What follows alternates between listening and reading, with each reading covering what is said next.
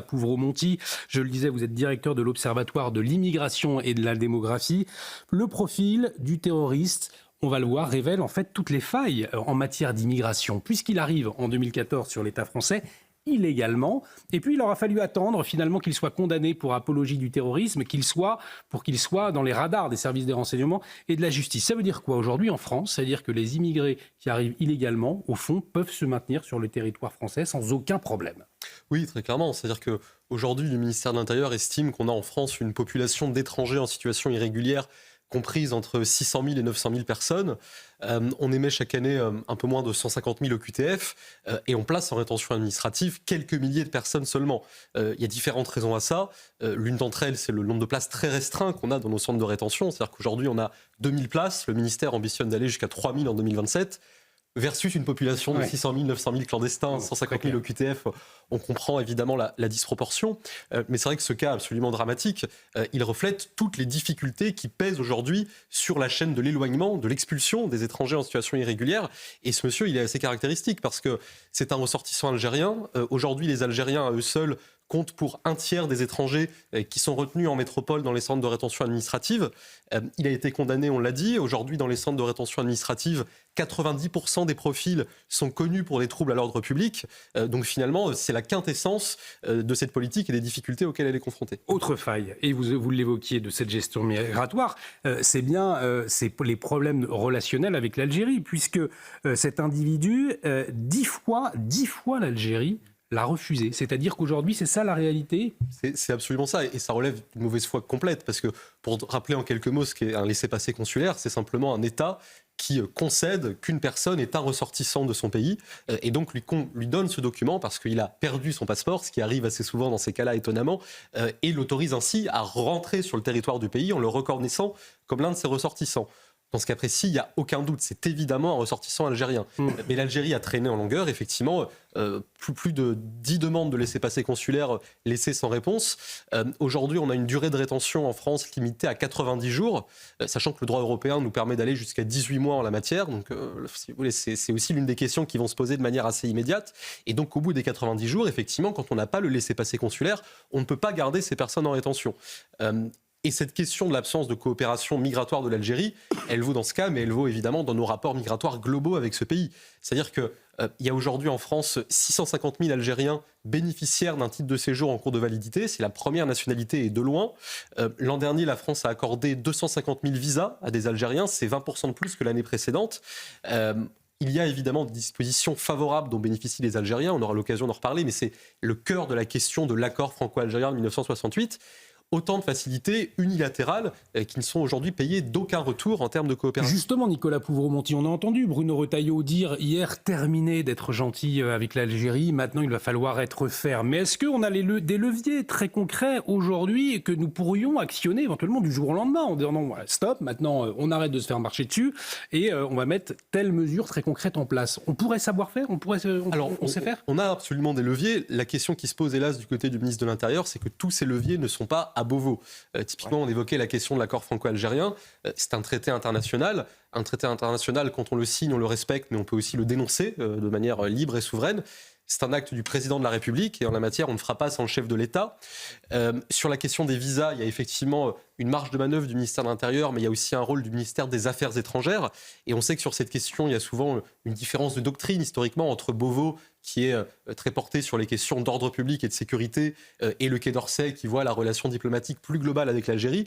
Donc ce que Bruno Retailleau essaye de faire, c'est, avant même d'engager un rapport de force avec l'Algérie, d'engager un rapport de force au sein même de l'exécutif pour faire avancer les positions qui sont les siennes en la matière. Peut-être un petit retour sur justement l'état de droit en France, puisque vous l'avez souligné. L'individu, le suspect, donc, était en centre de rétention administrative pendant 90 jours.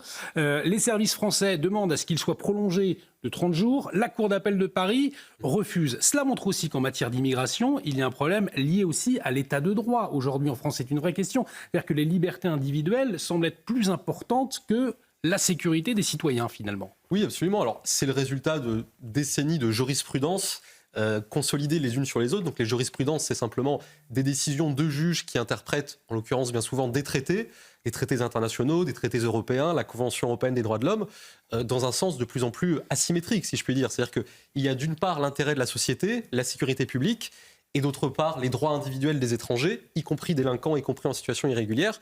Et force est de constater que les juges nationaux comme européens, au cours des dernières années, au cours des dernières décennies, ont fait basculer l'aiguille, si je puis dire, dans la direction toujours plus exclusive de la priorité donnée aux droits individuels de ces étrangers. Peut-être pour conclure cette question, plus généralement, un conseil de contrôle de l'immigration va se tenir mercredi. On a envie de dire, puisqu'en vous entendant, il semble qu'il y a des solutions très concrètes que nous pourrions prendre rapidement.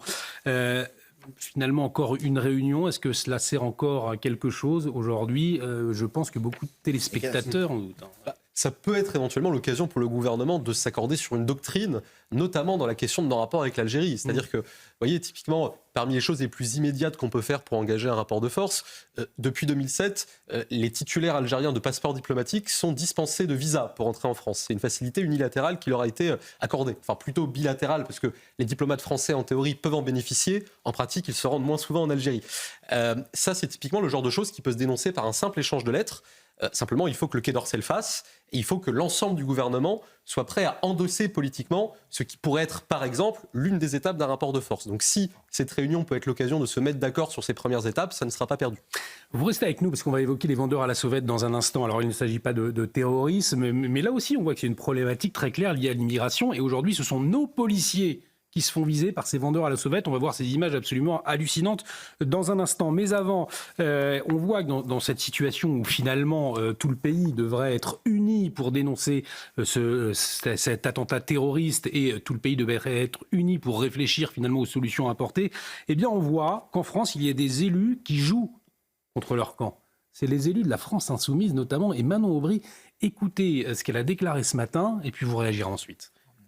Moi, je veux bien que d'un fait terrible qui a été commis par un Algérien, on jette l'opprobre sur l'ensemble des ressortissants algériens, l'ensemble des franco-algériens de notre pays qui vont se sentir une nouvelle fois visés alors qu'ils n'ont strictement rien à voir avec cet attentat terroriste. Mais je veux dire que l'obsession finalement xénophobe de Bruno Retailleau qui vise à toujours monter le niveau de tension et à cibler les Algériens, moi, je ne suis pas d'accord. Kevin Bossuet, attentat terroriste sur le territoire français. Manon Aubry parle de l'obsession xénophobe de Bruno Retailleau. C'est quand même hallucinant. C'est révoltant. C'est dégoulinant de bêtises et c'est scandaleux d'un point de vue moral. Monsieur Retailleau doit porter plainte contre cette femme puisque cette femme l'accuse de xénophobie, ce qui c'est loufoque. Dire que c'est un Algérien qui a commis cet acte, ce n'est pas être raciste ou xénophobe, c'est dire simplement la réalité. Et entre parenthèses, moi qui enseigne en banlieue parisienne, ceux qui assignent les gens à origine, à religion, etc., c'est davantage les élus de la France insoumise plutôt que les élus de droite qui sont davantage attachés à la méritocratie. Et j'écoutais votre débat tout à l'heure. Mais de qui se moque-t-on ? Mais les Français ont vraiment l'impression qu'on se moque d'eux. Vous avez M. Macron qui prétend qu'il veut faire plier Trump, notamment dans les prochaines heures, et qui est incapable de faire plier M. Tebboune. Mais de qui se moque-t-on ? C'est plus facile d'être dur avec Gilles Evans qu'avec M. Tebboune, visiblement. La vérité, c'est que M. Macron ne veut absolument pas mener un rapport de force avec M. Tebboune, parce que c'est idéologique, et M. Macron a peur notamment de la diaspora algérienne en France, et il n'a ça qu'en ligne de mire. Et ensuite, vous évoquiez notamment ces politiques qui ont vendu la France, notamment à l'Europe et aux traités internationaux. Quand allons-nous sortir de la CEDH ? Il n'est pas normal que les lois européennes priment sur les lois nationales. Et enfin, sur les libertés individuelles. Je suis désolé, Olivier, peut-être que c'est la sécurité qui devrait primer. Pourquoi on ne met pas en place l'incarcération préventive, notamment de ces gens qui posent problème ? Alors, la précaution, ça c'est sûr, quand il s'agit de l'environnement, quand il s'agit du Covid, etc., c'est sûr qu'on va, on va au-devant des choses. Mais quand c'est notre sécurité, absolument pas. Attention, ça remet en cause les libertés individuelles. Attention, vous êtes xénophobe, etc. Sauf qu'aujourd'hui, dans notre pays, vous pouvez aller sur un marché, vous pouvez aller dans la rue et vous faire poignarder par un type qui est pourtant fiché pour radicalisation. Mais dans quel pays sommes-nous ? On a des Français, je peux vous dire, ils chauds patates, c'est-à-dire qu'ils sont prêts de plus en plus à se révolter. Ils croient de moins en moins, notamment, à la voie démocratique. Pourquoi ? Parce qu'ils ont l'impression qu'on se moque d'eux pour des raisons idéologiques. Vous avez une petite élite qui est surprotégée et qui se moque ouvertement du peuple. Voilà ce qui est en train de se passer dans notre pays. Et de l'autre côté, on se dit « Ah, mais c'est bizarre, le Rassemblement national fait des scores incroyables. Oh, ben en Allemagne, c'est bizarre. L'AfD fait des scores incroyables. Mais c'est à cause de ces gens-là que ces scores sont là. L'antifascisme de pacotille a pour but, finalement, a pour conséquence de faire monter les partis de la droite. Ces gens sont schizophrènes. » On fera un point sur l'Allemagne, Pierre Cléry, dans un instant avec vous. Mais avant, effectivement, Manon Aubry, elle sait très bien ce qu'elle dit. En réalité, elle sait très bien à qui elle s'adresse, au fond, lorsqu'elle déclare l'obsession xénophobe de Bruno Retailleau. À la France insoumise, quand ils ne se font pas les petits télégraphistes du Hamas, ils se font désormais les petits télégraphistes de la dictature algérienne, en finalement accusant, en étant beaucoup plus virulent à l'égard de notre ministre de l'Intérieur, que du régime algérien. On les voit aussi défiler à longueur de journée avec les islamistes, parfois fichés S, qui appellent à l'intifada dans les rues de Paris. Je rappelle 2 citations absolument fondamentales qui ont été prononcées au cours des dernières semaines et qui en disent long sur la dérive actuelle de la gauche française. D'abord, Clémence Guettet, députée LFI, qui a osé déclarer il y a quelques jours « Les attentats aujourd'hui dans notre pays, c'est l'extrême droite qui les commet ». Et M. Manuel Bompard, député LFI, sur cette antenne, il y a quelques jours aussi, qui osait déclarer que l'islamisme n'est pas une menace existentielle pour la France. Donc on voit bien qu'on n'est ni dans le déni, ni dans l'aveuglement, on est là dans la collaboration islamo-gauchiste totalement assumée. Et cette haine de son propre pays, c'est inimaginable en fait. Et c'est ce qui se passe malheureusement. Ces images, Nicolas Pouvreau-Monti, je voulais vous faire réagir sur ces images absolument sidérantes qui disent à quel point des personnes en situation irrégulière, mais ne nous respectent pas, nous crachent dessus. Vous allez voir, ces policiers qui procédaient à l'interpellation d'un vendeur à la sauvette ont été attaqués par plusieurs dizaines d'autres qui se trouvaient sur place et qui étaient en train de replier leur matériel à la vue des forces de l'ordre. Vous voyez ces images, l'incident s'est produit non loin de la Tour Eiffel à Paris. Pour ceux qui ne connaissent pas, c'est des quartiers touristiques, quartiers plutôt chics d'ailleurs. Et face à cette agression, on voit donc les policiers remonter dans leur voiture. Ils font demi-tour en repartant. On comprend qu'ils ne veulent pas envenimer la situation en sortant des armes par exemple. Et puis ils savent aussi, et nous le savons tous, qu'en les interpellant, ils seront relâchés. Tout de suite, un symbole désastreux, donc Nicolas Pouvreau-Monti. Mais on voit qu'aussi ces sauveurs à la sauvette, finalement, n'ont jamais été ennuyés ces vendeurs à la sauvette n'ont jamais été ennuyés sur le territoire français. Ils sont en général des personnes en situation irrégulière et peut-être aussi qu'il y a des filières, au fond, aujourd'hui en France. Qu'est-ce qu'on en sait aujourd'hui ? Écoutez, alors il y a des profils très différents dans ces vendeurs à la sauvette. Il y a à la fois des gens qui sont entrés de manière irrégulière sur le sol français. Il y a aussi des gens qui ont pu entrer de façon régulière, par exemple avec un visa de court séjour, ou alors qui ont déposé une demande d'asile. Et tant qu'on est demandeur d'asile et que l'instruction est en cours, on est en situation régulière. Mais une fois que la demande d'asile est rejetée, dans la plupart des cas, plus de 9 fois sur 10, nous dit la Cour des comptes, on reste sur le territoire national. Donc c'est finalement autant de voies d'entrée, autant de filières qui aujourd'hui alimentent effectivement ce type d'activité, mais qui alimentent aussi d'autres types d'activités quasiment officielles dans nos rues. L'exemple type, c'est les livreurs. Vous voyez, les livreurs de centre-ville. Oui. On sait qu'il y a une très forte proportion de personnes en situation irrégulière qui travaillent pour des plateformes. Dans ce cas-là, comme dans la question de la vente à la sauvette au pied de la Tour Eiffel, c'est-à-dire au cœur de Paris, se pose la question d'une forme de tolérance des autorités qui s'apparente à une dépénalisation de fait. C'est-à-dire que quand on laisse faire, au vu et au su de tous, pendant des mois, pendant des années, au cœur de Paris, des pratiques comme celle-là, bien sûr. Finalement, le vendeur à la sauvette a presque des raisons légitimes d'être surpris que d'un seul coup on vienne le déranger dans son activité. En tout cas, ces problématiques que nous connaissons en France, on les connaît en réalité sur tout le territoire européen, et notamment en Allemagne. L'Allemagne qui a été meurtrie par plusieurs attaques terroristes ces dernières semaines, attaques au couteau, et les Allemands qui sont appelés à voter. Et Pierre Cléry, c'est justement, notamment pour cette actualité que vous êtes avec nous ce soir, puisqu'il y a ces élections législatives en Allemagne, et on commence à voir les premières tendances. Vous revenez tout juste d'Allemagne, alors décryptez-nous, qu'est-ce qui est en train de se jouer en ce moment même? Quelles sont les premières informations qui nous parviennent? Les premières informations, déjà, il y en a 3. Déjà, la participation, elle a été exceptionnelle. On est aujourd'hui, maintenant, à l'heure actuelle, à 84% de participation. C'est énorme, c'est historique, non? C'est historique. Sur le territoire européen. C'est plus de 10 points de plus qu'en 2021. Donc les Allemands ont voté et bien voté. Voilà, donc participation exceptionnelle. Et quelles sont les premières tendances qui se dégagent? On pense bien évidemment à l'AfD notamment. Donc la deuxième observation, c'est que les sondages ne se sont pas trompés. On a véritablement 50% qui est alloué à la droite. Donc d'un côté la CDU, donc le Parti chrétien-démocrate, et de l'autre côté l'AfD. L'un fait 29%, l'autre un peu moins de 20% pour l'AfD. Les sondages disaient 20%, c'était les prévisions en tout cas.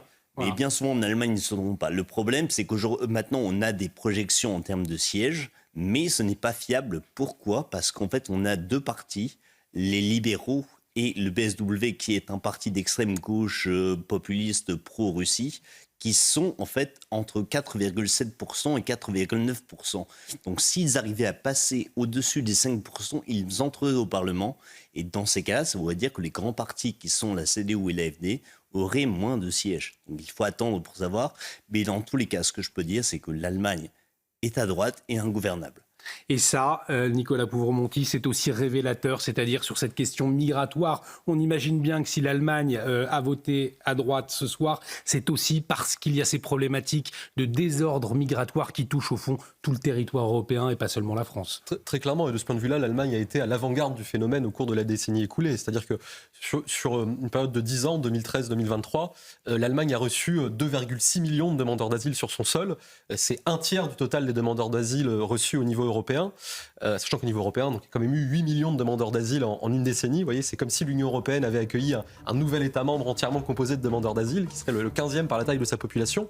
Et effectivement, en Allemagne comme ailleurs, du simple fait de ce caractère absolument inédit, sans précédent des flux migratoires et de leurs conséquences multiples, l'immigration devient le sujet sur lequel se recomposent les paysages politiques. C'est vrai en Allemagne, mais c'est vrai aussi assez largement en France. Nicolas Pouvremonti, un grand merci une nouvelle fois d'avoir accepté notre invitation. C'est absolument passionnant vos décryptages, directeur de l'Observatoire de l'immigration et de la démographie. On y voit toujours beaucoup plus clair.